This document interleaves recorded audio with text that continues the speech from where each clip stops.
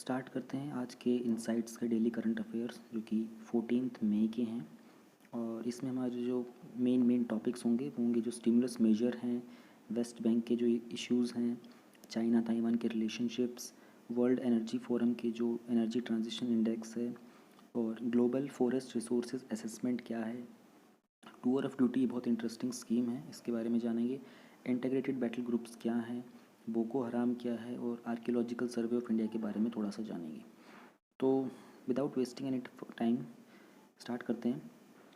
आप लोगों को पता होगा कि प्राइम मिनिस्टर ने रिसेंटली अभी अनाउंसमेंट की थी जो हमारा मेजर स्टिमुलस मेजर्स हैं, जिसमें अंदर हम लोगों ने अप्रॉक्स 20 लाख करोड़ का जो एक पैकेज रिलीफ दिया है। तो उसमें कहाँ कहाँ पे कितना कितना जाएगा उसका एक थोड़ा सा ऊपर से जायज़ा ले लेते हैं। आपको पता होना चाहिए being UPSC aspirant. Prime minister ने अनाउंसमेंट किया था, उसके बाद फाइनेंस मिनिस्टर ने उसको फर्दर एलेबरेट करना स्टार्ट कर दिया है। इसमें 15 मेजर्स जो अनाउंस किए थे उसमें इंक्लूड होते हैं MSME, real estate, non banking finance companies और power distribution companies. Power distribution companies आपको पता ही होती हैं, अदानी हो गया, टाटा हो गया, रिलायंस हो गया।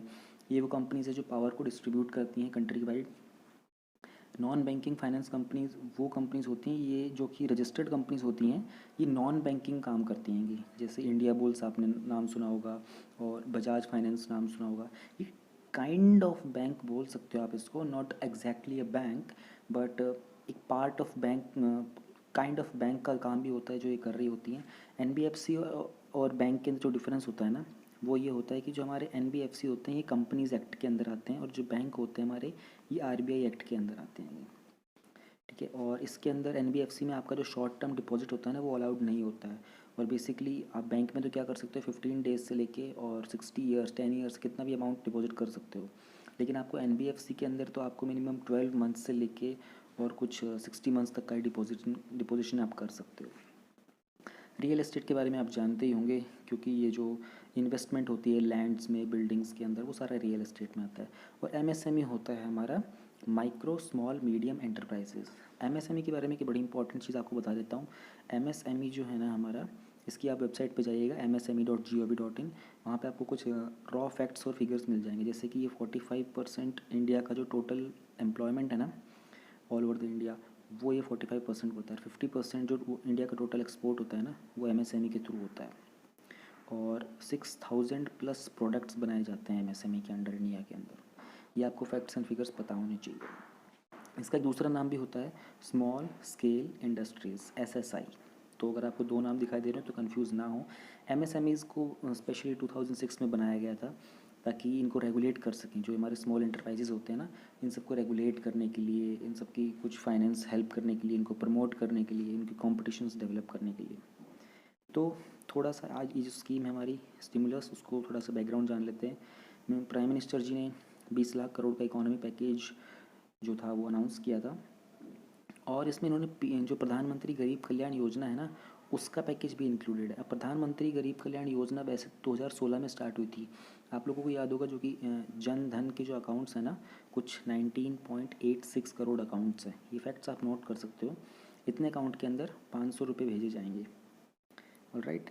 और जो एलपीजी गैस है हमारी, एलपीजी गैस जो है वो कुछ 8 करोड़ पुअर लोग हैं उनके लिए फ्री कर दिए फॉर द नेक्स्ट 3 मंथ्स। ये प्रधानमंत्री गरीब कल्याण योजना के अंदर पैकेज में ऑलरेडी अनाउंस हो चुकी हैं ये चीज़ें। और कुछ रुपीज़ 1000 के आसपास जो हैं वो हमारे सीनियर सिटीजन्स जो होते हैं उनको दिए जाएंगे 3 मंथ्स तक। ये ऑलरेडी PMGKY में ऑलरेडी अनाउंस है। और ऐसे ही बहुत सारे मेजर्स हमारे आरबीआई ने भी लिए थे, जैसे कि आपको LTRO के बारे में पता चला होगा, मैंने सब डिस्कस किया हुआ वीडियोज़ में प्रीवियसली। और वेज एंड मीन एडवांसेस आया था, ठीक है। और हमारा एक CCYB भी आया था। ये कई सारी चीज़ें आई हैं जो हम लोग सारे डिस्कस कर चुके हैं। अब जो मेजर्स हुए हैं उनके बारे में थोड़ा सा जान लेते हैं। एमएसएमई की जो डेफिनेशन है ना उसको उन्होंने चेंज कर दिया है। पहले क्या होता था, जो हमारी एमएसएमईज थी ना वो 2 फैक्टर पे चलती थी, मैन्युफैक्चरिंग के ऊपर और सर्विस के ऊपर। अब इसको चेंज कर दिया गया है, प्लस इसकी इन्वेस्टमेंट की डेफिनेशन चेंज कर दी है। पहले जिसमें 25 लाख तक की इन्वेस्टमेंट होती थी उसको माइक्रो यूनिट बोलते थे। अब इन्होंने बोल दिया कि जिसमें 1 करोड़ तक की इन्वेस्टमेंट होगी ना उसको माइक्रो यूनिट बोलेंगे, और जिसमें 10 करोड़ तक की होगी वो स्मॉल यूनिट बोली जाएगी, और जिसमें 20 करोड़ तक की होगी उसको मीडियम यूनिट बनाया जाएगा। डेफिनेशन चेंज की है। इसी के साथ इन्होंने इन्वेस्टमेंट का भी चेंज कर दिया है। नई डेफिनेशन के अकॉर्डिंग जिसके अंदर 5 करोड़ तक का इन्वेस्टमेंट होगा उसको माइक्रो बोलेंगे, इसमें 50 करोड़ तक का इन्वेस्टमेंट होगा उसमें, सॉरी ये टर्नओवर की है, ये वाला जो पॉइंट है ना, इन्वेस्टमेंट का ऊपर बता दिया मैंने। टर्नओवर जिसका 5 करोड़ तक का होगा वो माइक्रो होगा, 50 करोड़ तक का होगा वो स्मॉल होगा, और 100 करोड़ तक का और उससे ऊपर होगा उसको बोलेंगे मीडियम यूनिट। अब इन्होंने थर्ड पॉइंट में बोला है कि जो एंटरप्राइज दोनों ही कंडीशन सेटिस्फाई करेगी, यानी कि यहाँ पर इन्वेस्टमेंट की बात कर रहे हैं और यहाँ पर टर्नओवर की, जिस एंटरप्राइज ने दोनों ही कंडीशन को सेटिस्फाई कर दिया वो हमारी बोली जाएगी एमएसएमई।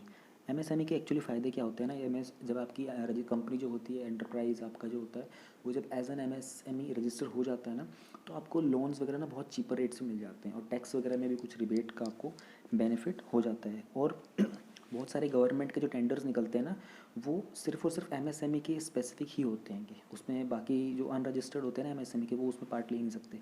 इसलिए एमएसएमई में रजिस्टर कराने का बहुत फ़ायदा होता है। ये वाला पॉइंट तो मैंने आपको बता ही दिया है कि पहले जो थी ये मैन्युफैक्चरिंग और सर्विस के ऊपर बेस्ड हुआ करती थी, वो वाली अब डेफिनेशन हटा दी है। Collateral free loans to MSMEs और मॉरेटोरियम पीरियड 12 महीने का। कोलेट्रल का मतलब होता है जो गिरवी ज़मीन होती है। देखो जब आप लोन लेने जाते हो ना, तो जनरली आपको कुछ अपना प्रूफ दिखाना पड़ता है कि भैया कल को अगर मैं आपका लोन रीपे नहीं कर पाया बैंक वालों को, तो मेरे पास इतना कोलेट्रल है, आप इसको बेच के अपना पैसा बकाया कर सकते हो। तो एमएसएमईज को ना कोलेट्रल फ्री लोन मिलेगा, ये अनाउंसमेंट हुई है, और कितना तक का है, 3 लाख करोड़ तक के इनको असाइन कर दिए गए हैं। मॉरेटोरियम पीरियड होता है 12 महीने का। मॉरेटोरियम पीरियड अभी आपको बता देता हूँ। सपोज़ करते हैं कि मैंने एक कार खरीदी है और मैंने उसको ईएमआई पे ख़रीदा है, तो हर महीने मान लेते हैं कि मेरी 50,000 रुपये की ईएमआई जा रही है, आने वाले कुछ सालों तक जाएगी। कितने साल तक? 2 साल तक जाएगी। तो कितना हो गया, 12 6 24 लाख की कार थी, 2 साल तक मेरी हर महीने 50,000 की ईएमआई जाएगी। मॉरेटोरियम पीरियड का मतलब होता है, जैसे कोविड-19 के अंदर अभी आरबीआई ने मॉरेटोरियम पीरियड दिया था 3 महीने का।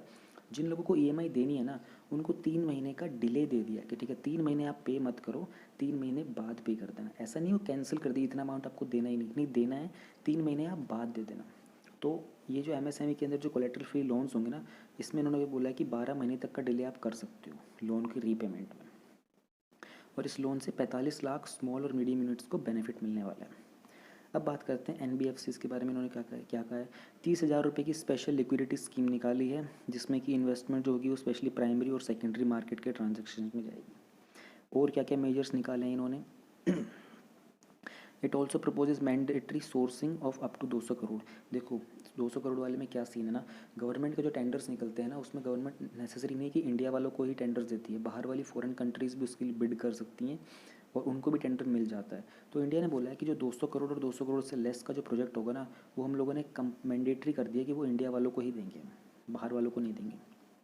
रेरा प्रोजेक्ट के अंदर थोड़ा सा इन्होंने रिलैक्सेशन दे दिया है। रेरा जो एक्ट था वो ये होता है real estate regulation and development act, ये 2016 में आया था, जो रियल एस्टेट की बिल्डिंग्स इन्वेस्टमेंट होता है उसके रिगार्डिंग होता है। इसमें कुछ रिलैक्सेशन दिए इन्होंने। पावर डिस्ट्रीब्यूशन कंपनीज़ को 90,000 करोड़ का लिक्विडिटी इंजेक्शन दिया है। लिक्विडिटी का मतलब क्या है, पैसा दे दिया कि अब आप इन्वेस्ट करो, लोन लो, इधर से उधर ट्रांसफ़र करो, अपने लोग एम्प्लॉयज़ को सैलरी दो, नया प्रोजेक्ट स्टार्ट करो। क्योंकि सडनली देखो कोविड-19 के कारण हुआ क्या ना, इकोनॉमी डाउन आ गई है, तो लोगों के पास पैसा नहीं है, तो लोग खर्चा नहीं करेंगे तो इकोनॉमी स्लो हो जाती है। तो इन्होंने क्या किया है कि काइंड ऑफ इन ऑर्गेनाइजेशन को पैसा दे दिया कि आपको हमने पैसा दे दिया है, आप लोग बिज़नेस को रन करते रहो, लोगों को पैसा देते रहो, सैलरी देते रहो, प्रोजेक्ट्स इंस्टॉल करते रहो, इकोनॉमी मूव करती रहनी चाहिए। इसके लिए इसको स्टिमुलस बोला जाता है। स्टिमुलस का मतलब क्या होता है, sudden response. Employee provident fund support जो होता है, उसमें इन्होंने जो लो इनकम वाले ऑर्गेनाइज वर्कर्स थे ना, स्मॉल इंडस्ट्रीज़ के, उनको प्रधानमंत्री गरीब कल्याण योजना के थ्रू 3 महीने का एक्सटेंशन दे दिया है। ये देखो क्या होता है ना, एम्प्लॉई प्रोविडेंट फंड के अंदर मान लेते हैं फॉर एग्जांपल मेरी सैलरी किसी एक्स पर्सन की सैलरी 10,000 रुपये होती है, ठीक है। तो इसमें इन्होंने क्या किया था कि 10,000 रुपये के अंदर ना 12% का आपको एम्प्लॉय प्रोविडेंट फंड सेव करना होता है, ठीक है। उसमें क्या होता है कि आपको 8800 रुपये मिलेंगे, इसका जो 12% 1200 रुपये होते हैं आपके किसी फंड में डिपॉजिट हो जाते हैं। प्लस अब उसके अंदर आपकी जो कंपनी होती है वो आपको 1200 रुपये और ऐड करके जो टोटल बन गया 2400, ये 2400 रुपये आपको बाद में मिल जाते हैं। तो एम्प्लॉय प्रोविडेंट फंड का ये बेनिफिट होता है कि आपको 10,000 आपकी सैलरी है, उसमें से 12% यानी कि 1200 रुपये आपके सेव कर लिए, प्लस जितने सेव है उतना ही मिला करके कंपनी आपको बाद में पे कर देती है। तो इन्होंने क्या किया था कि इसके अंदर कुछ छूट दी थी जो एम्प्लॉयज़ ये कंपनीज़ वगैरह को उस छूट को इन्होंने 3 महीने और एक्सटेंड कर दिया था।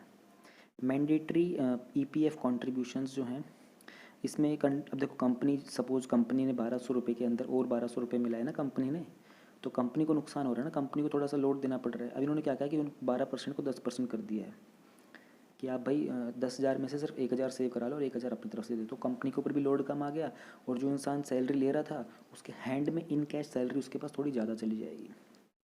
ये अमाउंट भी एक इंडिविजुअल बता रहे हैं तो छोटा है, लेकिन लार्ज स्केल के ऊपर ये बहुत है, बड़ा अमाउंट हो जाता है। तो उसको उन्होंने 12% 10% कर लिया। जो सैलरीड वर्कर्स होते हैं उनको कुछ रिलीफ ये मिली है इस फॉर्म के अंदर कि उनकी जो इनकम टैक्स की जो रिटर्न की जो डेट थी ना फाइनेंशियल ईयर 2019 और 20, आई थिंक जून 2020 था, उसको उन्होंने एक्सटेंड करके 30 नवंबर 2030 कर दिया है। जो TDS है और टैक्स कलेक्शन सिस्टम है उसमें 25% की छूट दे दी है नेक्स्ट ईयर तक। ये तो आपको पता ही होगा TDS क्या होता है। और ये जो स्टैट्यूटरी प्रोविडेंट फंड होता है इसको 12% 10% रिड्यूस कर दिया एम्प्लॉय और एम्प्लॉय दोनों के लिए अगले 3 महीने के लिए। यही वो चीज़ें मैंने आपको बताई अभी। इसमें न्यूज़ में वही सिग्निफिकेंस क्या है इस मेजर की, देखो ये जो मेजर्स लिए जा रहे हैं ना MSME के, ये थ्रू गारंटी हैं, इक्विटी इन्फ्यूजन है और डेट सपोर्ट के लिए हैं। डेट सपोर्ट मतलब वही कर्जे वगैरह के लिए हैं और ये क्रिटिकल सपोर्ट प्रोवाइड करेगा ऐसे ही करंट सिचुएशन के अंदर। क्रेडिट गारंटी जो है उसका मतलब होता है कि बैंक्स को अब एक कोई प्रोविज़न बनाना नहीं पड़ेगा लोन के लिए कि भाई हमारे पास पैसा नहीं है, हम आपको लोन नहीं दे सकते, आपका बिजनेस नहीं चल रहा। तो अब बैंक्स ने अपनी जो कैपिटल असाइड कर रखी थी ना, RBI को डिपॉजिट कर दी थी, अब बैंक को पैसा मिल गया, बैंक आगे लोन दे सकता है। स्पेशल लिक्विडिटी सपोर्ट दिया इन्होंने NBFCs को, मतलब कि बैंक अब उनसे रखेगा नहीं। मैंडेटरी सोर्सिंग मैंने आपको बताई दिया है। अभी मेजर्स नेसेसरी क्यों हैं, देखो बैंक्स बहुत रिलेक्टेंट हो रहे हैं लैंड करने के लिए कि लोन नहीं देना चाह रहे हैं, क्योंकि उनको पता ही है कि भैया देखो लोग रिटर्न नहीं कर पाएंगे, तो उनको नॉन परफॉर्मिंग एसेट बनने का बहुत खतरा होता है, बैंक का पैसा डूब जाता है। बैंक के जो लोन देता है ना बैंक, वो बैंक का एसेट होता है और हम लोग क्या होते हैं, हम सिटीजन्स होते हैं, हम बैंक में डिपॉजिट करते हैं, तो ये बैंक के लिए लाइबिलिटी बन जाता है। तो बैंक को अपना एसेट सेव करने की चाहत है, यही बात है। अब बैंक के पास कोई ऑप्शन नहीं बचा है कि अपना फ़ंड को RBI के पास सेव रखे। तो क्या ये सफिशिएंट रहेगा, देखो ये जो पैकेज है ना 20 लाख करोड़ का, इसमें 6 लाख करोड़ का तो ऑलरेडी काम हो चुका है। पहले जो अनाउंसमेंट वगैरह हुई थी 1.76 लाख करोड़ का कुछ आया था, उसके अलावा एक 5 पॉइंट समथिंग करोड़ का आया था, वो 6 लाख तो ऑलरेडी हो चुका है। तो बचे हुए 14 लाख का अभी आगे काम स्टार्ट करेगा। तो इन्होंने बोला कि लेटेस्ट अनाउंसमेंट के अकॉर्डिंग जो फाइनेंस मिनिस्टर की है उसमें एडिशनल पब्लिक स्पेंडिंग नहीं बताया है। पब्लिक के ऊपर डायरेक्ट स्पेंड कितना कर रहे हो, किसी की डायरेक्ट सबको सैलरी जा रहे हो, कैश दे रहे हो, वो नहीं बताया कहीं ना कहीं पर, उसकी कुछ अर्जेंट रिक्वायरमेंट है। इसके अलावा जो हमारे वर्स्ट हिट हैं यानी कि जो माइग्रेंट्स वगैरह हैं और जो बाकी लोग जो होते हैं पुअर लोग होते हैं, उनके लिए डायरेक्ट कोई एफर्ट नहीं है। यानी कि हालांकि बोला तो है कि 500 रुपये प्रत्येक के मई उसमें चले जाएंगे खाते के अंदर, जनधन अकाउंट्स के अंदर, लेकिन that is not enough.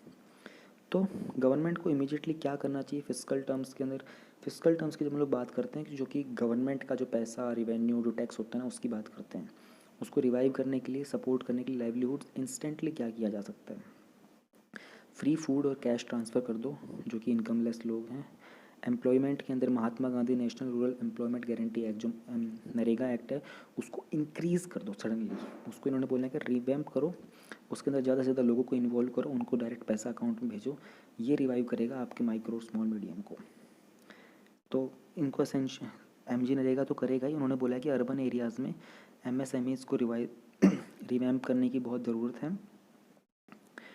Okay, fourth उन्होंने बोला कि जो पोस्ट पैंडमिक पीरियड होगा ना उसमें इंक्रीज़ होगा पब्लिक एक्सपेंडिचर के अंदर, एजुकेशन और हेल्थ के ऊपर कर दो, प्राइमरी और सेकेंडरी हेल्थ को करो, स्पेशली अर्बन और पुअर के लिए।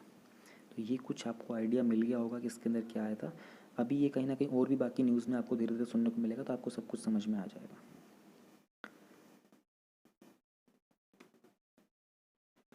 बात करते हैं अगर हमारे नेक्स्ट न्यूज़ की, जो कि वेस्ट बैंक के इश्यूज़ के रिगार्डिंग है। वेस्ट बैंक आपको पता होगा इज़राइल और पैलेस्तीन, जॉर्डन, सीरिया वाला एरिया है। मैप यहाँ पर मैं आपको दिखा देता हूँ, ये देखिए ये है इज़राइल ऑरेंज कलर में जितना भी है।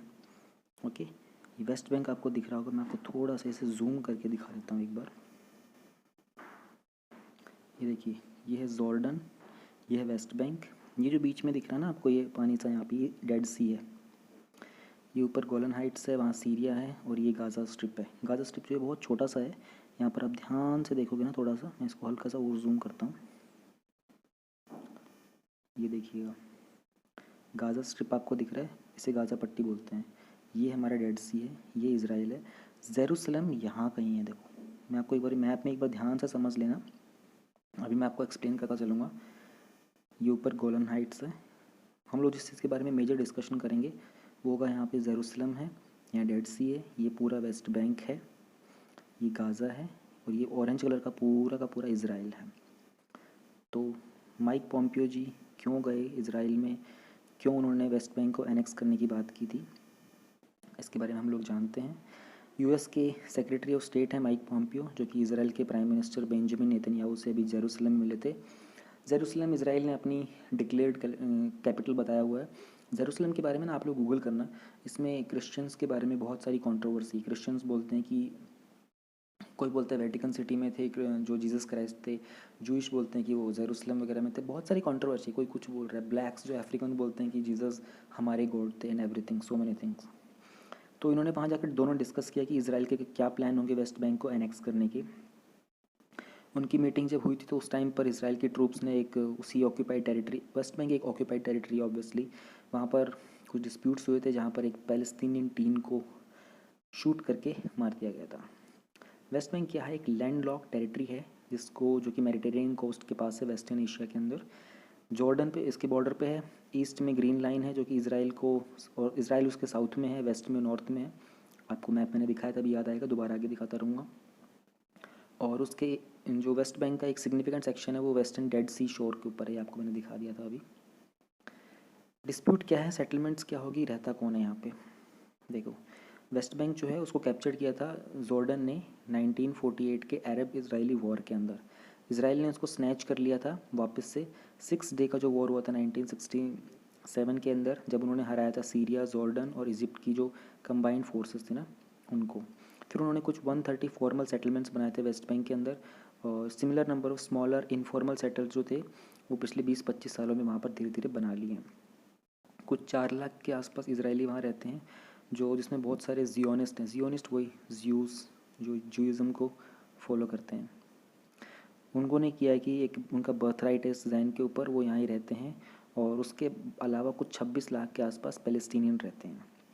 ये जो टेरिटरी है still a point of contention, contention मतलब डिसएग्रीमेंट, डिस्प्यूट, क्योंकि बहुत सारे जो लार्ज नंबर ऑफ पैलेस्टीनियंस हैं जो यहाँ रहते हैं वो इसको फ्यूचर में अपना हिस्सा बनाना चाहते हैं। जो इसराइल ने उन्होंने इसका कंट्रोल लिया था 1967 के अंदर, उन्होंने अलाउ कर दिया था जूइश पीपल को कि वो यहाँ पर आकर रहें, और पैलेस्टीनियंस ने कंसिडर किया कि वेस्ट बैंक को इलीगली ऑक्यूपाई किया हुआ है इसराइल ने। तो क्या ये सेटलमेंट्स इलीगल हैं? देखो भाई, यूनाइटेड नेशंस क्या बोलता है, यूनाइटेड नेशंस की जो जनरल असेंबली है ना, उसका जो यूएन सिक्योरिटी काउंसिल यूएनएससी है, उसका जो इंटरनेशनल कोर्ट ऑफ जस्टिस है, उन्होंने बोला कि जो वेस्ट बैंक की जो सेटलमेंट्स है ना वो वायलेट करती हैं 4th जिनेवा कन्वेंशन को। अभी 4th जिनेवा कन्वेंशन के 1945 के क्या है रूल्स, उन्होंने कहा है कि कोई भी आप टेरिटरी को अगर आप ऑक्यूपाई करते हो ना, आप वहाँ पर अपनी सिविलियन पॉपुलेशन को ट्रांसफ़र ना कीजिए। तो इन्होंने क्या किया, इसराइल ने उसको ऑक्यूपाई किया, डिस्प्यूटेड लैंड था वहाँ पर उन्होंने अपने सिविलियंस को सेटल कर दिया। तो अंडर द रोम स्टैट्यूट, जो इंटरनेशनल क्रिमिनल कोर्ट है 1998 का, उन्होंने कहा कि such transfer constitute war crimes and does the extensive destruction and appropriation of property which is not justified by the military necessity and carried out unlawfully and wantonly। Wantonly word का मतलब होता है कि बेतुके तौर से व्यवहार करना। तो जो रोम का जो इंटरनेशनल क्रिमिनल कोर्ट वगैरह है, उन्होंने ये बोला कि ऐसी लैंड्स के ऊपर जहाँ पे एक्सटेंसिव डिस्ट्रक्शन होता है, ये सारे के सारे वॉर क्राइम्स के एरिया होते हैं, ये बहुत ही अनलॉफुली और वेंटली बेतुके तौर से इनके ऊपर कब्जा किया जाता है। इंटरनेशनल व्यू क्या है, यूएसए ने नवंबर 2019 में सेक्रेटरी स्टेट माइक पॉम्पियो ने कहा था कि अमेरिका इसराइल को ये नहीं मानता कि इसराइल ने उस जो इंटरनेशनल लॉ को वायलेट किया है वेस्ट बैंक के अंदर सेटलमेंट करने के बाद। ट्रंप ने रिव्यू किया था मिडल ईस्ट का पीस प्लान, उन्होंने कहा था कि 2 स्टेट का सॉल्यूशन हम लेके आएंगे, इसराइल और पैलेस्टीन के लिए, दोनों को अलग अलग स्टेट बनाएंगे। इंडिया का क्या कहना है यहाँ पर, इंडिया का इंपॉर्टेंट रोल है, इंडिया और इसराइल की बहुत अच्छी फ्रेंडशिप है। इंडिया ने बिलीव तो इसी में किया है कि 2 स्टेट का सॉल्यूशन होगा, वो सपोर्ट करते हैं एस्टेब्लिशमेंट की, एक सॉवरेन इंडिपेंडेंट बन जाए और पैलेस्तीन भी बन जाए। हालांकि जो इंडिया का सपोर्ट है पैलेस्तीन को लेकर, उसने इंडिया और इसराइल की रिलेशनशिप को ख़राब नहीं किया है। जेरूसलम की बात कर लेते हैं। ये जो ओस्लो अकॉर्ड है 1990s का, ओस्लो जो है वो कैपिटल है नॉर्वे की। वहाँ पर एक अकॉर्ड हुआ था, उसमें इजराइल और पैलेस्तीन ने एग्री किया था कि वो सेटलमेंट करेंगे आपस में नेगोशिएट करके, लेकिन ये नेगोशिएशन प्रोसेस अभी तक डेड चल रहा है इतने सालों से। Israel walk into the East Jerusalem in 1967 और सब्सिक्वेंटली उसको एनेक्स कर लिया। For Israel Jerusalem is non negotiable. Israel बोलते हैं कि हम लोग जेरूसलम तो बिल्कुल भी नहीं दे सकते। पैलेस्तीन बोलते हैं कि ईस्ट जेरूसलम को अपने कैपिटल बनाना चाहते हैं फ्यूचर के अंदर। और most of the world's nation look at it as occupied territory. World के जो मोस्टली नेशंस हैं वो जेरूसलम को यही मानते हैं कि इसराइल ने उसे ऑक्यूपाई किया हुआ है। ये था हमारा ये वाला टॉपिक।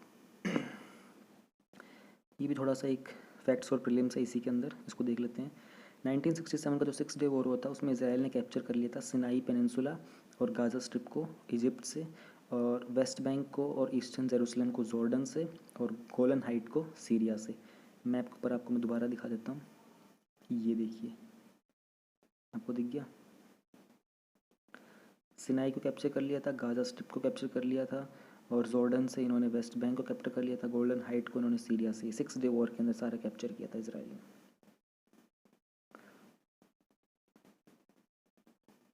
नीचे क्या लिखा हुआ है, Palestinians are seeking to establish, Palestinians अपना एक इंडिपेंडेंट स्टेट बनाना चाहते हैं जो भी ऑक्यूपाइड पार्ट्स हैं वेस्ट बैंक के, और हमस के साथ वो कंट्रोल करना चाहते हैं गाज़ा स्ट्रिप को। हमस जो है ना एक ये पैलेस्तीन का जो सुन्नी इस्लामिक मिलिटेंट ऑर्गेनाइजेशन है, वो चाहते हैं कि उसकी हेल्प से ये लोग जेरूसलम को अपनी सर्विंग कैपिटल बना लें, ईस्ट जेरूसलम को। नेक्स्ट टॉपिक हमारा है China Taiwan relations. China Taiwan relationship के अंदर हम लोग अगर बात करते हैं तो यूएस के जो लॉ मेकर्स हैं, जो कानून बनाने वाले हैं, उन्होंने कुछ 60 के आसपास देशों को कुछ लेटर लिखा है, गार्नर मतलब कलेक्ट करने के लिए उनका सपोर्ट, ताकि वो ताइवान को WHO का पार्ट बना सके। WHO आपको पता है कि यूनाइटेड नेशंस की एक विंग है, और इसमें मेजर कंट्रीज़ को जो इसने यूएस ने जिनको सपोर्ट के लिए बोला है वो हैं Germany, Thailand, Canada, Britain, Saudi Arabia, Australia. कुछ अच्छी बड़ी बड़ी कंट्रीज़ हैं उसमें। इशू क्या है, आज की डेट तक ताइवान जो है WHO का पार्ट नहीं है। उसके ऑब्जेक्शन है क्योंकि चाइना जो है वो उसको अपना पार्ट बुलाता है। चाइना बोलता है कि ताइवान हमारा पार्ट है, हम जब चाइना ही ताइवान को रिप्रेजेंट करता है। हाउएवर उन्होंने इनको WHO की जो डिसीजन मेकिंग बॉडी है वर्ल्ड हेल्थ असेंबली में, उसमें भी वो ताइवान को ऐसी मिनिस्ट्री मीटिंग ज्वाइन करने से रोकता रहा है, और आगे भी होने वाली जो मीटिंग है आने वाले महीनों में उसके लिए भी रोक रहा है। चाइना ताइवान के रिलेशनशिप के बारे में जान लेते हैं, ऐसा क्यों है वो। चाइना ने क्लेम किया है कि उनकी जो वन चाइना पॉलिसी है उसके तहत जो चाइना का सिविल वॉर हुआ था उसके अंदर उनका जो डिफीटेड कुमिंगटैंग था उसको जो नेशनलिस्ट भी बोलते थे, वो फोर्सफुली इस आइलैंड पे चला गया था 1949 के अंदर। एंड ही वाउड, उन्होंने ऐसा बोला था कि वो बीजिंग रूल के अंडर आ जाएगा और बाय फोर्स, चाहे बेशक फोर्स से आना पड़े इफ नेसेसरी। तो उसके तहत चाइना की जो वन चाइना पॉलिसी उसके अंडर वो कहना चाहते हैं कि इस तरीके से ताइवान हमारा ही हिस्सा है। चाइना जो है ताइवान का टॉप ट्रेडिंग पार्टनर है। कुछ $226 बिलियन की ट्रेड हुई थी 2018 के अंदर। ताइवान भी बहुत लार्ज ट्रेड सरप्लस रखता है चाइना के साथ। हालांकि ताइवान के अंदर एक सेल्फ गवर्नड और डी फैक्टो इंडिपेंडेंट गवर्नमेंट है। डी फैक्टो का मतलब है जो एग्जिस्ट कर रही है लेकिन लीगली अप्रूव नहीं है, लेकिन फॉर्मली इन्होंने अपनी इंडिपेंडेंस डिक्लेयर नहीं की है। ये जो वन कंट्री टू सिस्टम का फॉर्मूला है ये सिमिलर सा ही फॉर्मूला है हांगकांग के अंदर भी जो चलाता है चाइना। ताइवान जो है वो मेंबर तो है वर्ल्ड ट्रेड ऑर्गेनाइजेशन का, एशिया पैसिफिक इकोनॉमिक कोऑपरेशन का और एशियन डेवलपमेंट बैंक का, अलग अलग नाम से। अब वन चाइना पॉलिसी क्या है, ये जो वन चाइना पॉलिसी है ना, ये इसको रिकॉग्नाइज़ किया गया था यूएस के अंदर भी, जो एक लॉन्ग हेल्ड पोजीशन है बीजिंग की, कि सिर्फ एक चाइना है और ताइवान उसका पार्ट है। तो कोई भी कंट्री जो कि ताइवान के साथ जो अपने टाइज बनाना चाहता है उसको अपने डिप्लोमेटिक रिलेशनशिप बनाने के लिए डायरेक्ट वन चाइना पॉलिसी के अंडर सिर्फ चाइना से ही बात करनी पड़ेगी। चाइना से परमिशन लो, फिर आप ताइवान के अंदर जाके डिप्लोमेटिक रिलेशंस बना सकते हो। इस पॉलिसी के तहत वाशिंगटन जो है एक बहुत ही नॉन ऑफिशियल रिलेशनशिप मेंटेन करके रखता है ताइवान के साथ। वहाँ पर कुछ हथियार वगैरह भी सेल करता है। जो वन चाइना पॉलिसी है ये वन चाइना प्रिंसिपल से डिफरेंट है, जो इंसिस्ट करती है ताइवान और मेनलैंड चाइना के इनएलिएनेबल पार्ट्स ऑफ सिंगल चाइना। इनएलिएनेबल मतलब which can not be taken away, कि ताइवान बोलता है कि हमारा जो प्रिंसिपल है उसके अकॉर्डिंग ताइवान का एक इनएलिएनेबल पार्ट है, यानी कि आप इसको हमसे छीन नहीं सकते। इंडिया और ताइवान के रिलेशंस क्या हैं, ये हमारे लिए मेजर होता है। इनका कोई फॉर्मल डिप्लोमेटिक रिलेशन नहीं है इंडिया और ताइवान का, लेकिन इंडिया जो है वो चाइना की वन चाइना पॉलिसी को भी रिफ्यूज़ करता आ रहा है 2010 से। हालांकि हम लोगों ने बहुत सारे फील्ड के अंदर ताइवान के साथ कोऑपरेट किया है।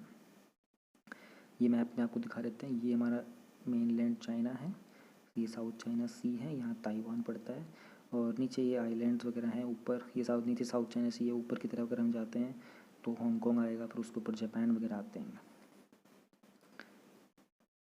नेक्स्ट हम लोग बात कर लेते हैं ग्लोबल एनर्जी ट्रांजिशन इंडेक्स की, जो कि वर्ल्ड इकोनॉमिक फोरम की एक रिपोर्ट होती है, और उन्होंने ग्लोबल एनर्जी ट्रांजिशन रिलीज़ किया है। ये एक्चुअली रैंकिंग देता है कंट्रीज़ को कि उनकी एनर्जी कंजम्पशन और एनर्जी प्रोडक्शन वगैरह कितनी है सारी की सारी। उसके बेसिस के ऊपर जो पॉलिसी मेकर्स और बिजनेसेस होते हैं वो अपने एनर्जी ट्रांजिशन के लिए सक्सेसफुल प्लॉट्स बना सकते हैं। ये ईटीआई का जो बहुत इंपॉर्टेंट चीज़ है ना, कि ये सिर्फ उनको बेंचमार्क नहीं बताता कंट्री को कि आपका कितना कितना चल रहा है, वो उनको फॉरवर्ड लुकिंग लेंस भी देता है, यानी कि आने वाले फ्यूचर के मेजर्स में बताता है कि आप कैसे कैसे इसको बेटर कर सकते हो। बात कर लेते हैं एक बार इंडिया के बारे में। इंडिया की रैंक जो है वो 2 प्लेसेस अप हो गई है, 74 है, पिछले साल 76 थी। इंडिया ने जो मेजर इंप्रूवमेंट दिखाई है वो इकोनॉमिक ग्रोथ में, एनर्जी सिक्योरिटी में और एनवायरमेंटल सस्टेनेबिलिटी में दिखाई है। जो गेंस आए हैं हमारे, वो गवर्नमेंट ने जब मैंडेट कर दिया था रिन्यूएबल एनर्जी एक्सपेंशन को, और अपना नया टारगेट जो है 275 गीगावाट का है 2027 तक का। इंडिया ने बहुत सिग्निफिकेंट स्ट्राइड्स लिए हैं जब इंडिया ने बहुत लार्ज अमाउंट में प्रोक्योर किया था। प्रोक्योर करने का मतलब होता है प्राप्त करना। क्या चीज़ है? एलईडी बल्ब, स्मार्ट मीटर और ऐसे प्रोग्राम जो कि अप्लायंसेस को लेबल करने के होते हैं। लेबल करने में आप बता सकते हो ये रिन्यूएबल एनर्जी से चलता है, नॉन रिन्यूएबल से चलता है, इस पर कितने वो 5 स्टार रेटिंग वगैरह होती है ना, तो कितनी एनर्जी कंज्यूम करता है, उस सब की लेबलिंग की बात कर रहा है। इंडिया उन फ्यू कंट्रीज़ में से है जिसने consistently year on year improvement दिखाया है 2015 से। और इंडिया के जो इंप्रूवमेंट हैं वो सारे तो 3 डायमेंशन एनर्जी ट्रायंगल के हैं, वो मैं आपको दिखाऊंगा भी एनर्जी ट्रायंगल के बारे में, जो कि economic development and growth, energy access, security और एनवायरमेंटल सस्टेनेबिलिटी है। ये ट्रायंगल वाली लाइन आपको पता होनी चाहिए। नीचे में डायग्राम में आपको भी दिखाऊंगा क्या होता है, एक बार पहले चलो दिखाई देता हूँ। ये देखो, ये होता है हमारा energy triangle, system, security and access, environmental sustainability, economic growth and development. ये आप ना पीडीएफ जब डाउनलोड करोगे ना इनसाइट की वेबसाइट से, वहाँ से इसको सेव करके रख लेना, या फिर अपने कहीं ड्रॉ करके रख लेना, ये बहुत हेल्पफुल है। ठीक है, ओके। नेक्स्ट हम बात करते हैं इसमें, कहाँ थे हम लोग? हाँ, परफॉर्मेंस ऑफ अदर कंट्रीज़ की हम बात कर रहे थे। तो भैया ये तो सबको पता ही होगा, यूरोपियन कंट्रीज़ हैं, स्वीडन, नॉर्वे, स्विट्ज़रलैंड, फिनलैंड वगैरह, ये तो टॉप रैंक्स में आते ही रहते हैं। स्वीडन ने इसको टॉप किया है, उसके बाद स्विट्ज़रलैंड है, फिर फिनलैंड है। यूरोपियन कंट्रीज़ मोस्टली हैं। यूएस की जो रैंक है वो 25% से पहली बार थोड़ी नीचे आ गई, क्योंकि आपको पता है यूएस ने काफ़ी एनर्जी ट्रांजिशन के ऊपर डिफरेंट मेजर्स लिए थे। क्लाइमेट चेंज से भी डोनाल्ड ट्रंप ने बैकआउट कर लिया था। 2020 के जो रिजल्ट्स हैं वो दिखाते हैं कि 75% कंट्रीज़ ने इम्प्रूवमेंट दिखाया है। उन्होंने मल्टी फेसेटेड इंक्रीमेंटल अप्रोचेज, ये वाला पॉइंट आप नोट डाउन कर लो यार। ये जो लाइन हो ना, the progress is result of multi faceted incremental approaches including price carbon, retiring coal plants ahead of schedule, redesigning electricity market to integrate वगैरह वगैरह। ये बड़ा अच्छी लाइन है, ये मेंस के किसी आंसर में आप यूज़ कर सकते हो।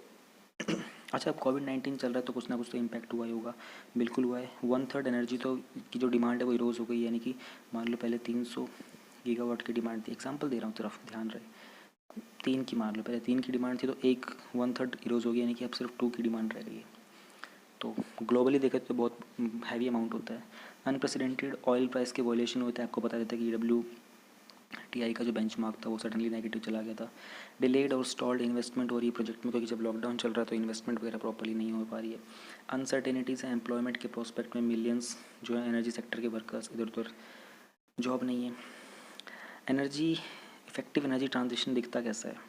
इफेक्टिव एनर्जी ट्रांजिशन है वो टाइमली होता है, इंक्लूसिव होता है, सस्टेनेबल होता है, अफोर्डेबल होता है, सिक्योर होता है। सस्टेनेबल की अगर बात की जा रही है तो मैं आपको याद दिला देता हूँ, यूनाइटेड नेशंस के जो सस्टेनेबल डेवलपमेंट गोल्स हैं 15 सालों के लिए, 2015 से 2030 तक कितने गोल्स हैं? 17 2030 17 सस्टेनेबल डेवलपमेंट गोल्स हैं। इसमें होता क्या है?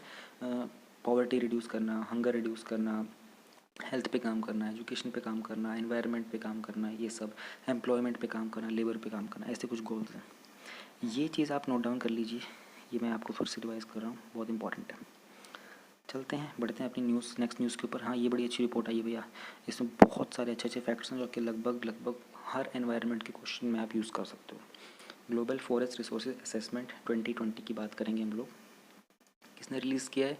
यूनाइटेड नेशंस का जो national food and agriculture organisation ना, उन्होंने रिलीज़ किया है जो फॉरेस्ट रिजर्व असेसमेंट 2020। उन्होंने कहा है कि उन्होंने कुछ 60 फॉरेस्ट रिलेटेड वेरिएबल्स यूज़ किए थे 236 कंट्रीज़ के अंदर 1990 से 2020 तक, यानी कि पूरे 30 सालों का 3 डेकेड्स की बात की है। फॉरेस्ट एरिया जो है वो डिक्लाइन हुआ है 30 डेकेड के अंदर, कितना 178 मिलियन हेक्टेयर 1990 से, जो कि कितना किसकी इक्वल होता है, जो लीबिया कंट्री है हमारी, जो अफ्रीकन कंट्री है, लगभग उस कंट्री के साइज़ का। देखने में लगा कि लीबिया तो मैप पे बहुत छोटा कंट्री नहीं है, लेकिन जब फॉरेस्ट की बात करते हैं तो ये बहुत ज़्यादा हो जाता है।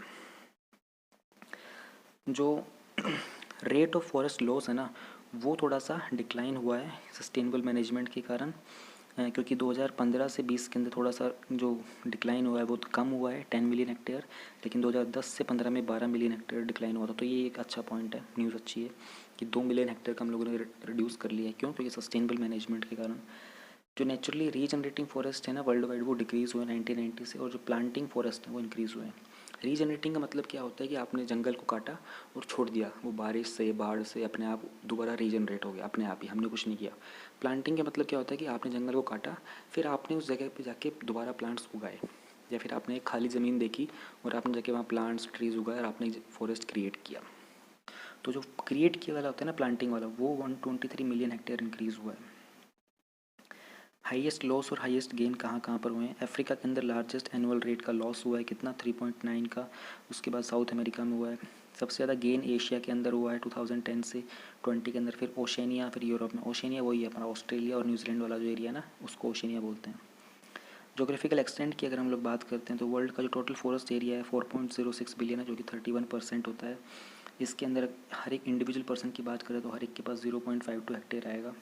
लार्जेस्ट प्रोपोर्शन जो है वर्ल्ड का वो ट्रॉपिकल में आता है, उसके बाद बोरियल, टेम्परेट और सब ट्रॉपिकल। ये जो टर्म्स अगर आपको समझ में नहीं आ रहे हैं तो आप लोग ज्योग्राफी पढ़ेंगे तब आपको समझ में आ जाएंगे, टेंशन मत लेना, बस नोट डाउन करके रख लेना। वो जिन्होंने ज्योग्राफी पढ़ी हुई है उनको ये चारों टर्म्स समझ में आ रहे होंगे। फिर मोर देन 50% जो वर्ल्ड के फॉरेस्ट हैं वो सिर्फ 5 कंट्रीज़ के अंदर हैं, जो कि रशिया, ब्राज़ील, कनाडा, यूएस और चाइना के अंदर है। हाईएस्ट जो प्लांटेशन फॉरेस्ट देखे गए थे वो साउथ अमेरिका में देखे गए थे, लोवेस्ट यूरोप के अंदर देखे गए थे। नेक्स्ट न्यूज़ पे हम लोग चलते हैं, बड़ी ही इंटरेस्टिंग न्यूज़ है, बहुत ही one of the best news of I think इस सीज़न की। हाँ, टूर ऑफ ड्यूटी स्कीम जो है, ये जो आर्मी हमारी है इंडियन आर्मी, उसका साइज़ 1.3 मिलियन है, यानी कि हमारे पास कुछ 13 लाख पर्सनल्स आर्मी के अंदर, जो कि तो उन्होंने स्टार्ट किया कि टूर ऑफ ड्यूटी स्टार्ट करते हैं, 3 साल की शॉर्ट सर्विस स्टार्ट करते हैं। अभी आर्मी में क्या होती हैं, 2 होती हैं, परमानेंट कमीशन और शॉर्ट सर्विस कमीशन। तो परमानेंट के अंदर तो आप जब तक 60 ये नहीं हो पाते तब तक आप रिटायर नहीं होते। शॉर्ट सर्विस होता है कुछ 14 ईयर्स का, कुछ का होता है, उसके बाद आप रिटायर हो जाते हो। तो इन्होंने कहा कि अब एक 3 ईयर्स का भी स्टार्ट कर देते हैं। क्या बेनिफिट होंगे, क्या होगा? वॉलेंट्री होगा, अपनी चॉइस से आप कर सकते हो, कोई कंपलसरी नहीं होगा। कुछ कंट्रीज ऐसी होती हैं यूरोप की, उन्होंने ना कंपलसरी कर रखा है कि आपको 5 ईयर्स तक मिलिट्री में सर्व करना ही करना है, हर एक यूथ को, मेन को स्पेशली। उसके बाद आप छोड़ के आप अपना कुछ पर्सनल जो भी आप करना चाहो कर सकते हो। आई थिंक जो रोनाल्डो है हमारा फुटबॉल प्लेयर, उसने भी आई थिंक 5 ईयर्स तक मिलिट्री में सर्व किया था पहले। आर्मी का प्लान है कि वो बेस्ट टैलेंट को ऐसे एक्सट्रैक्ट कर पाएंगे सिविल सोसाइटी में से, फोर्स के पास लेके आएंगे, उनको इक्वल अपॉर्चुनिटी मिलेगी मिलिट्री लाइफ को एक्सपीरियंस करने की। ये यूथ के लिए है कि जो लोग परमानेंट कमीशन ज्वाइन नहीं करना चाहते लेकिन उस एडवेंचर को, उस थ्रिल को, उस प्रोफेशनलिज्म को ज़रूर जीना चाहते हैं, तो उनके लिए शॉर्ट पीरियड बहुत अच्छा रहेगा। ये प्रपोज़ल है, अभी ध्यान रहे प्रपोज़ल है सिर्फ। ये प्रपोज़ल एक शिफ्ट लेके आएगा परमानेंट सर्विस से, और ये काइंड ऑफ इंटर्नशिप्स होंगी। ठीक है, जैसे आप ग्रेजुएशन करते हैं, बीटेक करते हैं, बीएससी करते हैं, आप 1 महीना 2 महीना 6 महीने की इंटर्नशिप करने जाते हैं किसी कंपनी में, उसकी ट्रेनिंग लेते हैं, उसका वर्किंग को समझते हैं। ये भी आर्मी की वर्किंग को समझने के लिए, उसमें थोड़ा सा एक्सपीरियंस लेने के लिए 3 साल की काइंड ऑफ इंटर्नशिप होगी। इसमें जो आपको पैसा मिलेगा वो टैक्स फ्री होगा, आपको उस पैसे की सैलरी के ऊपर कोई टैक्स नहीं देना होगा। तो इससे क्या, और उसके बाद आपकी पब्लिक सेक्टर में जब आप जाओगे तो आपको थोड़ी सी प्रेफरेंस मिलेगी, ये प्रपोजल में है, स्पेशली पोस्ट ग्रेजुएट कोर्सेज़ के लिए। ऑफिसर और जवान दोनों के लिए ओपन होगा। इससे जो उनकी सैलरी और पेंशन होती है ना, जिसका प्रेशर गवर्नमेंट के ऊपर होता है वो थोड़ा कम हो जाएगा। गवर्नमेंट को फाइनेंशियल बेनिफिट्स बहुत ज़्यादा होंगे इस ऑर्गेनाइजेशन से। उनको पेंशन और सैलरी के अंदर जो ग्रेट्यूटी पे आउट्स वगैरह होते हैं वो थोड़े कम देने पड़ेंगे। 3 साल के ऑफिसर के लिए गवर्नमेंट के ऊपर जो खर्चा होगा वो कम आएगा। 10 से 14 साल वाले के ऊपर प्रति एक अकॉर्डिंग उनका जो खर्चा होता है वो कुछ 5 करोड़ से 6.8 करोड़ आता है। लेकिन अगर वो वही चीज़ को ये और 3 साल वाले में कर देंगे तो 80 लाख से 85 लाख तक का खर्चा आएगा। जो शॉर्ट सर्विस कमीशन वाले होते हैं उनके पास ऑप्शन होता है कि उसको परमानेंटली भी ज्वाइन कर सकते हैं, जिसके कारण सरकार के ऊपर पेंशन वगैरह के बिल जो होते हैं बढ़ जाते हैं। वो सोल्जर्स जो जनरली 17 साल तक सर्व करते हैं, आर्मी ने उनका खर्चा लाइफ टाइम की सेविंग्स कैलकुलेट की है, वो 11.5 करोड़ होती है एक इंसान की, जो कि as compare to 3 year service. Benefits क्या होंगे सिटीजन्स कंट्री के लिए? आपको चैनलाइज करने को हेल्प करेगा। यूथ की जो एनर्जी होती है पॉजिटिवली उसको आप यूटिलाइज़ कर पाओगे उनके हाईएस्ट पोटेंशियल के लिए। रिगरस मिलिट्री ट्रेनिंग होगी तो उनकी हैबिट्स अच्छी हो जाएंगी, उनको हेल्थ के प्रति कंसर्न हो जाएंगे वो लोग। सारा का सारा नेशन इससे बेनिफिट करेगा कि ट्रेंड, डिसिप्लिन, कॉन्फिडेंट, डिलीजेंट और कमिटेड यंग मैन उनके आसपास होंगे। एक इनिशियल सर्वे ऐसा इंडिकेट करता है कि कॉर्पोरेट सेक्टर के अंदर ऐसे लोगों को प्रेफरेंस मिलेगी as fresh graduates. Need for army का जो पे और पेंशन बिल है ना वो पिछले कुछ सालों के अंदर बढ़ गया, और ये आर्मी का ओवरऑल बजट का 60% होता है। आर्मी का जितना भी ये जो सैलरी और पेंशन वाला होता है, पिछले 5 सालों के अंदर उन्होंने इसमें बहुत ग्रोथ देखी है। डिफेंस बजट के अंदर तो 68% ग्रोथ हुई है, और डिफेंस की सैलरीज में 75% हुई है, और जो पेंशन्स हैं उसके अंदर 146% की ग्रोथ देखी गई है। ये जो रिपोर्ट थी स्टैंडिंग कमेटी डिफेंस की 2019 की, उन्होंने कहा है कि डेफिशिएंसी है आर्मी के अंदर, आर्मी के ऑफिसर्स की लगभग 14% ऑफिसर्स की कमी है। इंडियन आर्मी के अंदर 42,000 कुछ ऑफिसर हैं और कुछ 11.94 लाख जवान हैं। इंडियन नेवी के अंदर कुछ 10,000 कुछ ऑफिसर हैं और 57,000 कुछ बाकी पर्सनल्स हैं। एडवोकेट ऑफ दिस स्कीम बोलते हैं कि रिसर्जेंस ऑफ नेशनलिज्म और पेट्रियटिज्म की बहुत ज़रूरत है, और इससे बहुत हद तक अनएम्प्लॉयमेंट को भी सपोर्ट मिल जाएगा। अदर रिफॉर्म्स भी जो नेसेसरी हैं वो क्या है? Short service commission should be made more attractive for the youth. Retirement age जो है आर्मी, एयरफोर्स के, नेवी पर्सनल वगैरह की, उसको थोड़ा इंक्रीज़ कर देना चाहिए। और ये जो ट्रेंड आर्मी जवान होता है ना वो जनरली 15 साल बाद रिटायर हो जाता है, तो उसके बाद उसकी सारी ट्रेनिंग वगैरह होती है ना काइंड ऑफ वेस्ट चली जाती है, उसको यूटिलाइज़ किया जा सकता है अगर उसको थोड़ा और लंबा सर्व करने को दिया जाए तो। मेजर न्यूज़ में हमारी लास्ट वाली जो न्यूज़ इसके बाद फैक्ट और प्रीलिम्स है वो है integrated battle groups. Integrated battle groups को बहुत जल्दी ऑपरेशन कर दिया जाएगा। ये high brigade sized agile self sufficient combat formation के लिए होते हैं, काइंड ऑफ ए ग्रुप होता है जिसको आप स्पेशल पर्पज़ के लिए यूज़ करोगे। इंटीग्रेटेड बैटल ग्रुप्स यानी कि जो बाकी फोर्सेस होती हैं जैसे कमांडो वगैरह हो गए, आर्मी, नेवी, एयर, उनके कुछ स्पेसिफिक लोगों को सेलेक्ट करके उनको ट्रेन किया जाता है स्पेसिफिक पर्पज़ के लिए। ईच IBCG होगा वो टेलर मेड होगा, थ्रेट, टेरेन और टास्क के अकॉर्डिंग उनको ट्रेन किया जाएगा। माउंटेन के लिए अलग, और वाटर के लिए अलग, डेजर्ट के लिए अलग। उनको बहुत लाइट लॉजिस्टिक्स दिए जाएंगे और वो 12 से 48 घंटे के अंदर किसी भी लोकेशन पर पहुंचने के काबिल बनाया जाएगा। IBG का जो ऑपरेशन होंगे डेजर्ट के लिए अलग होंगे और माउंटेन्स के लिए अलग होंगे। IBG होंगे बहुत डिफेंसिव और ऑफेंसिव दोनों होंगे, यानी कि जब अटैक करना होगा तो अटैक करेंगे और बचाव करना होगा तो बचाव करेंगे। जब अटैक करना होगा तो बहुत क्विकली मोबिलाइज कर सकते हैं एक जगह से दूसरी जगह, एक दूसरी एनिमी की जो टेरिटरी है उसमें बहुत जल्दी जाके स्ट्राइक कर सकते हैं। सिग्निफिकेंस क्या है? ये वन ऑफ द मेजर और रीऑर्गेनाइजेशन होगा प्लान्स का इंडियन आर्मी का, जिससे वो अपनी कमांडिंग एफिशिएंसी को इंक्रीज़ करेंगे, अपनी कैपेसिटी को इंक्रीज़ करेंगे, रैपिड रिस्पांस होगा, कोऑर्डिनेटेड ऑपरेशंस में इनको हेल्प भी मिलेगी इस तरीके से। फैक्ट और प्रीलिम्स की बात करते हैं तो बोको हराम कौन है? बोको हराम एक वायलेंट यानी कि हिंसक इस्लामिस्ट इंसर्जेंट ग्रुप है जो कि नाइजीरिया के नॉर्थ ईस्ट के अंदर फैला हुआ है, जो कि वेस्ट अफ्रीकन का नेशन जैसे नाइजर, चाड, कैमरून और लेक चाड बेसिन के अंदर। इमरजेंस क्या है इसकी? सन 2000 में बोको हराम निकल के आया था नाइजीरिया से। एक स्मॉल सुन्नी इस्लामिक सेक्ट था जो कि स्ट्रिक्ट इंटरप्रिटेशन और इम्प्लीमेंटेशन था इस्लामिक लॉ का, यानी कि इस्लाम को बहुत एडवोकेट करते थे, सपोर्ट करते थे। एडवोकेट मतलब सपोर्ट करना। ये जो ग्रुप था ये ऑफिशियली इसको जमा अल सुन्ना ली दवा अल जिहाद बोलते थे। वाह क्या नाम है, कितना बड़ा है। चलो जैसे भी है, मोर कॉमनली इसको फिर बोको हराम का नाम आया। निक नेम जो था वो कंट्री के लोकल हूसा स्पीकिंग पॉपुलेशन के थ्रू आया है, और because of the groups call for rejection of western education को लोग डिनाई करते हैं क्योंकि ये बहुत ही वो रेडिकल इस्लामिक पीपल हैं। तो क्या हाँ, वेस्टर्न एजुकेशन को डिक्लाइन करते हैं, और उनका जो कल्चर है वो देखता है कि अन इस्लामिक हराम होता है, फॉरबिडन होता है, और सलाफिज़म के थ्रू होता है। एक कंजर्वेटिव इंटरप्रिटेशन इनका इस्लाम का होता है, यानी कि टू मच ऑफ इस्लाम वाली बात की जा रही है।